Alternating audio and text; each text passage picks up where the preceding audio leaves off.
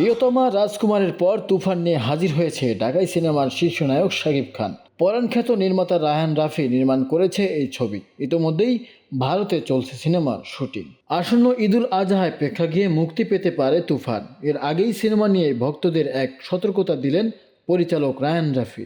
মঙ্গলবার 7 মে নিজের ফেসবুকে রায়হান রাফি লিখেছেন, আবহাওয়া কেমন আজ বাহিরে, ঝড় তুফান আসবে নাকি। এমন পোস্টের পর আর বুঝতে বাকি থাকে না যে তুফানের নতুন কিছু আসছে।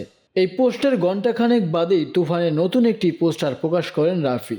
সঙ্গে আবার দেন সতর্কতা, যেখানে নির্মাতা লেখেন, বাংলার আকাশে বাতাসে এক ভয়ঙ্কর তুফানি ঝড়ের সম্ভাবনা দেখা দিয়েছে। সবাইকে নিরাপদ দূরত্বের দরজা জানালা বন্ধ করে ঘরের ভেতরে অবস্থান করার জন্য সতর্ক করেছেন তুফান কর্তৃপক্ষ।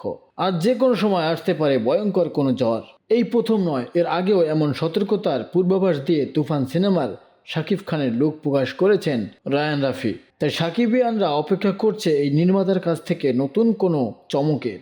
জানা গেছে একজন গ্যাংস্টারের গল্পে তৈরি হয়েছে তুফান সিনেমা, যেখানে উঠে আসবে 90 দশকের চিত্র। সে সময়ের এক নামকরা গ্যাংস্টারের কাহিনী নিয়েই এগিয়ে যাবে তুফান গল্প। এর আগে সাকিবের জন্মদিনে তুফানের একটি লুক পোস্টার প্রকাশ করা হয়, যেখানে গ্যাংস্টারের লুকে দেখা গেছে শাকিব খানকে। সাকিব ভক্তরা সেই পোস্ট লুফে নিয়েছে। প্রিয়তমা রাজকুমারের পর শাকিব খান আরও একটি চমক নিয়ে হাজির হচ্ছে, সেটাই অনুমান করা যাচ্ছে এখান থেকেই।